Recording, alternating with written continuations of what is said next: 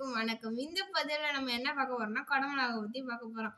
அது உங்க குடமிளகாவை பத்தி என்னென்ன நன்மைகள் இருக்கோ அதெல்லாம் கமெண்ட்ல சொல்லி போயிருங்க. உங்களுக்கு என்ன தெரியுமோ அதை பத்தி நீங்க சொல்லுங்க. எனக்கு என்ன தெரியுமோ அதை பத்தி நாங்க சொல்றோம். குடமிளகாய் எதுக்கெல்லாம் பயன்படுது?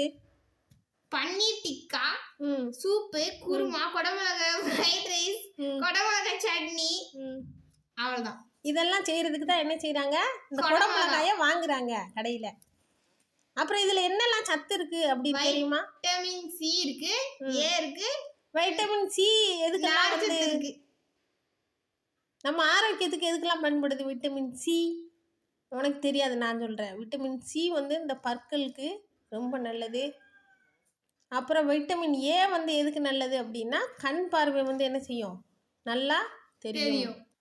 சரி, இது விலை எவ்வளோன்னு உனக்கு தெரியுமாடா? 20 ரூபா நினைக்கிறேன். ஆமாம், 1 கிலோ வந்து இது எவ்வளவு? 200 ரூபா. எதுக்காக இந்த குடமிளகாய் வாங்கியிருக்க? பஜ்ஜி போட. இது என்ன பஜ்ஜி மாவு? சக்தி பஜ்ஜி போண்டா மாவு. இதை வச்சு என்ன செய்ய போற? குடமிளகாயை வச்சு பஜ்ஜி. முடிஞ்ச அளவு நீங்க வீட்ல சாப்பிட்டு ட்ரை பண்ணுங்க.